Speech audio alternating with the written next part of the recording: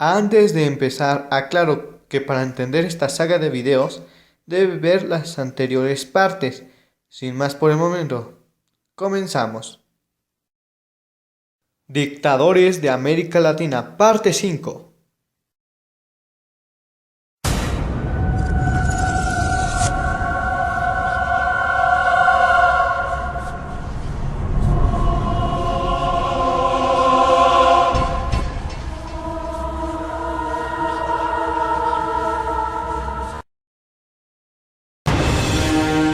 Paraguay.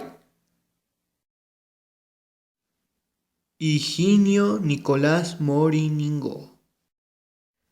Llegó al poder el 7 de septiembre de 1940, tras la muerte del presidente José Félix Estigarribio. Tras esto, Moriningo demostró su dureza. Disolvió el gabinete de su predecesor. A finales de 1940 creó un nuevo gabinete conformado por civiles y militares, entre los cuales creían en el tiempismo y el nazismo.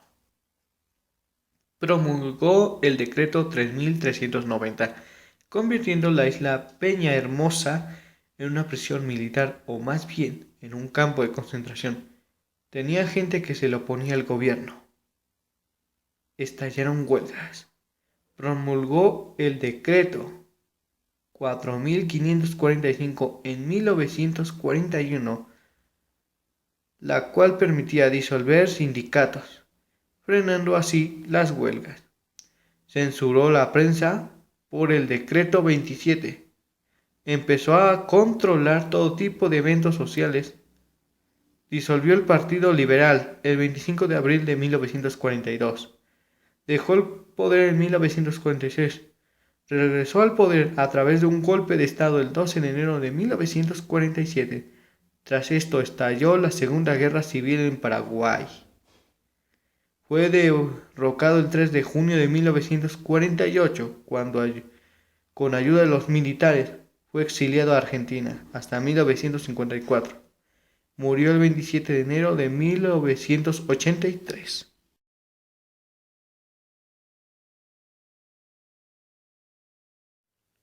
Alfredo Stroessner. Llegó al poder el 15 de agosto de 1954 a través de un golpe de Estado, derrocando al presidente Federico Chávez. Fue elegido como presidente de Paraguay el 11 de julio de ese mismo año. Fue conocido por suprimir las garantías constitucionales. Ejerció de manera estricta la represión. Gobernó el pueblo paraguayo con el apoyo del ejército y el Partido Colorado. Purgó el país. Causó que la corrupción se elevara. Encarceló a un periodista chileno por la muerte del dictador Anastasio Somoza Debayle. El periodista fue liberado por la presión del dictador Augusto Pinochet. Se pudo comprobar más tarde que mandó a matar a 500 personas. También mandó a torturar, secuestrar, asesinar a políticos. Tuvo conflictos con la iglesia. Se volvió un violador de menores. Dejó entrar a los nazis, entre ellos el doctor Joseph Mengele y Edward Rochman. Le dio asilo a través de otros dictadores. Mandó a asesinar indígenas. Tuvo como cómplices a Pastor Michelet, coronel del gobierno de los Estados Unidos. Fue derrocado el 3 de febrero de 1989 por el general Andrés Rodríguez Perotti, con el respaldo del ejército y los Estados Unidos. Fue exiliado a Brasil, dejó a Paraguay a más de 2.000 personas detenidas, 336 desaparecidos, 35.000 exiliados, el país endeudado. Falleció el 16 de agosto del 2006 en Brasilia.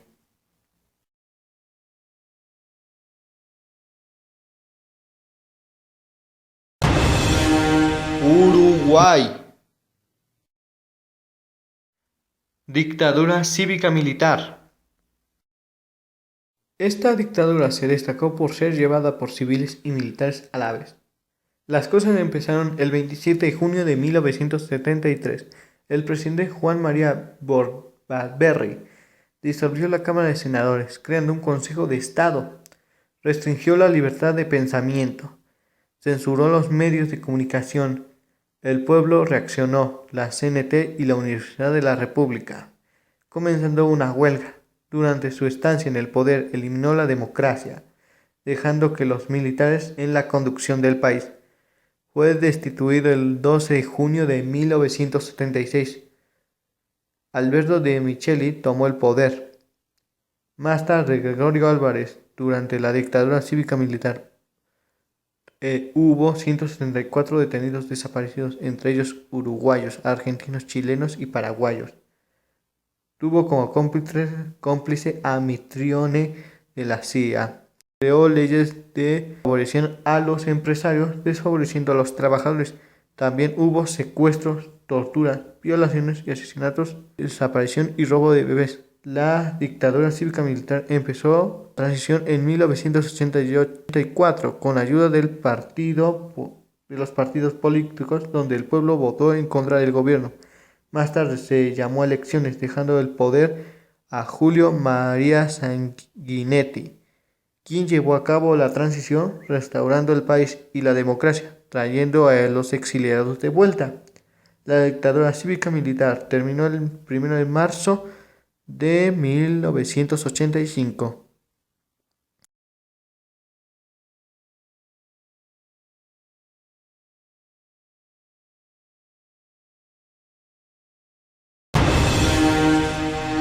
Argentina. Pedro Pablo Ramírez llegó al poder el 7 de junio de 1943. Disolvió el Congreso Nacional, reprimió los sectores sociales y políticos, clausuró la CGT, rebajó los alquileres, dejó entrar a los nazis durante la Segunda Guerra Mundial, intervino en las universidades, disolvió la Federación Universitaria y partidos políticos, censuró la prensa, prohibió los medios de comunicación estadounidenses. Fue obligado a renunciar el 24 de febrero de 1944. El puesto se lo dejó a Edelmiro Julián Farael el 9 de marzo de ese mismo año. Dio su renuncia, falleció el 11 de junio de 1962.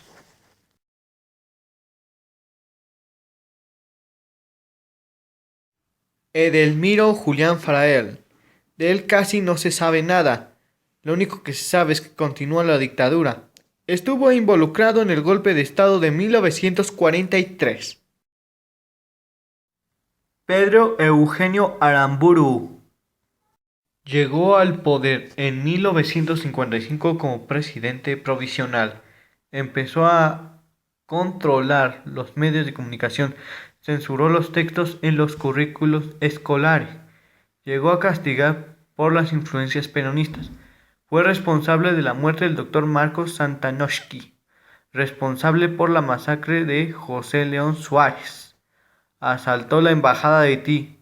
Corrupto, anuló la Constitución de 1949. Llegó a endeudar el país. Estalló una insurrección cívico-militar, pero fueron fusilados quienes iniciaron. Persiguió a los peronistas. Al final, acabó llamando a elecciones en las cuales no participó y dejó el poder el 1 de mayo de 1958. Fue asesinado el 1 de junio de 1970.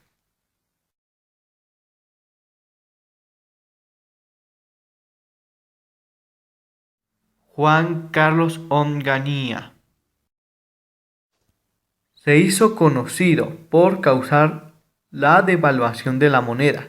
Creó una nueva moneda, canceló una ley la cual permitía hacer huelgas, responsable de la muerte de Pedro Eugenio Aramburu, causó que estallaran protestas violentas en la Universidad de Buenos Aires.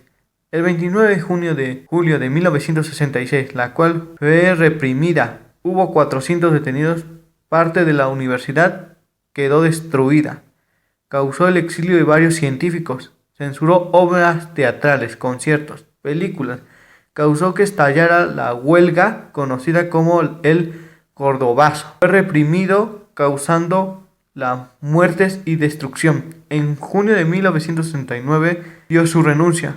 Falleció el 8 de junio de 1995.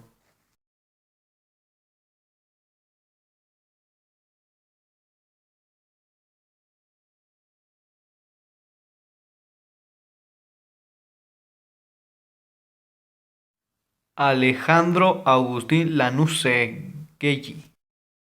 Llegó al poder tras la destitución de Juan Carlos Onganía.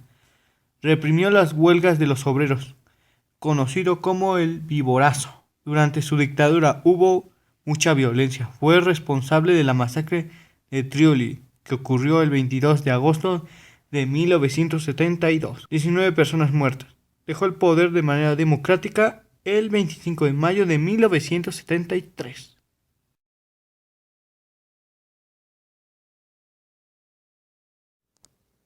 Dictadura militar.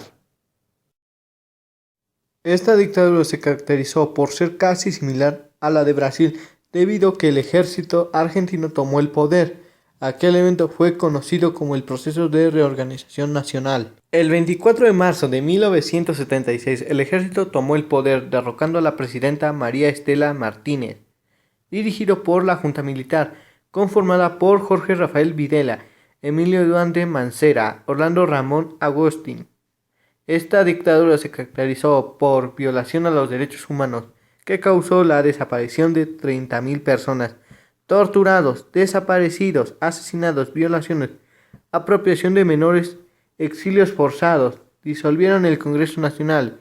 Esta dictadura fue apoyada por empresas y el mismo pueblo argentino. Los militares designaron como presidente a Jorge Rafael Videla. Durante esta dictadura ejecutaron a miles de opositores, los cuales eran estudiantes, trabajadores, sindicales, adolescentes, militantes, políticos. Se ha confirmado el secuestro de niños, los cuales fueron adoptados de manera ilegal. Se llevó a cabo reformas económicas que causaron la devaluación de la moneda nacional de Argentina, endeudando al país, causando un aumento de pobreza. Para distraer al pueblo, permitieron la Copa Mundial de Fútbol de 1978.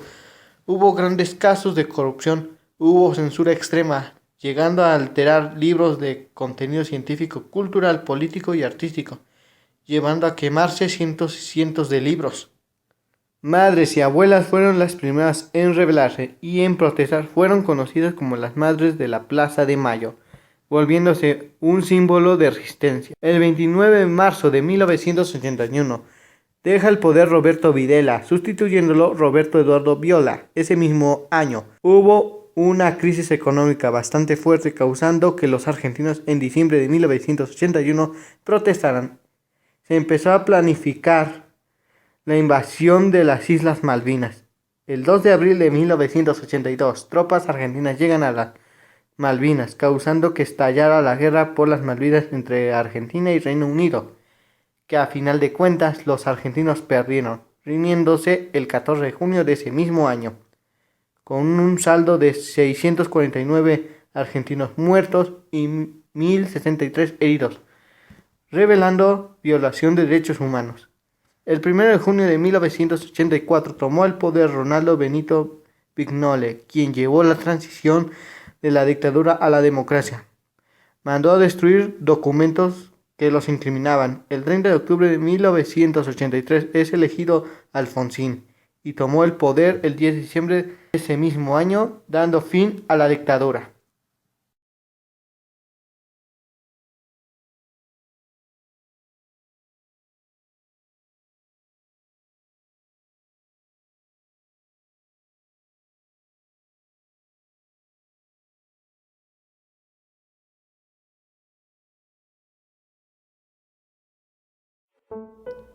Estas historias continuarán.